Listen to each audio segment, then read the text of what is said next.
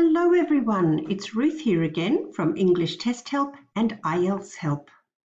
Today I want to talk to you about 5 ways to pass the IELTS listening. Number 1, make sure you know the test format. There are 40 questions from easy and they get harder. You will only hear the questions once. There are 4 different sections. The first one is an everyday conversation, like booking a room at a hotel. The second one is one person talking about something specific, for example, a radio program. The third section is usually between students or a couple of students and their teacher. And the last one is only one person, we call this a monologue, one person talking about something academic.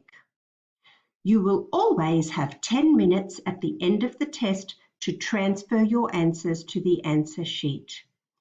Tip number 1, know the test format. Tip number 2, listen to a variety of topics every day, but first, choose topics that you like. Choose topics that you are interested in. For example, if you like cats and dogs and birds at home or pets, you could choose from these 4. So go onto YouTube or Vimeo or BBC Learn English and type in booking in a pet for a holiday. Type in a radio program about pets.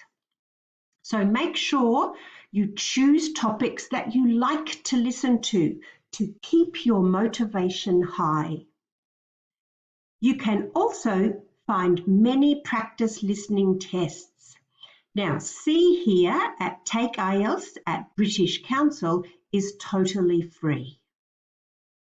All right, tip number 3. You must work on your vocabulary, your use of English words with the correct meaning. Keep a notebook and add to it every time you learn a new word or expression. Organize your vocabulary into topics. Now, when I teach in a classroom, I give my students a little notebook and they have several pages for health and medicine, several pages for animals, several pages for education, for technology, and so on. Organize your vocabulary and keep adding phrases, not only single words. Here is an example for sport and exercise. Notice I have organized my vocabulary learning. I've got activity nouns, person nouns, action verbs, and other words related to soccer, football, tennis, and doing a workout at the gym. Notice that some of these words are not single. They're 2 words for one meaning. Go to the gym, do a workout, push yourself. Notice here there is an idiom or a slang word, the gym junkie. That's someone who loves going to the gym all the time. So tip number 3, organize your vocabulary. You must study your vocabulary. Tip number 4, to pass IELTS listening. You must learn how to write and abbreviate numbers, measurements, money, and time. This is extremely important to pass IELTS listening. So if you go on my website and click on the blog, you can expand these and see examples of how to correctly write measurements, numbers, money, and time. And here is my final tip. On the day, listen to and think in English on your way to take the test.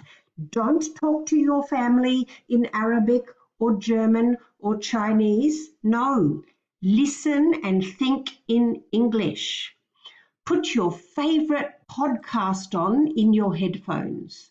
Watch an English-speaking TV show that you like. Maybe it will help you relax.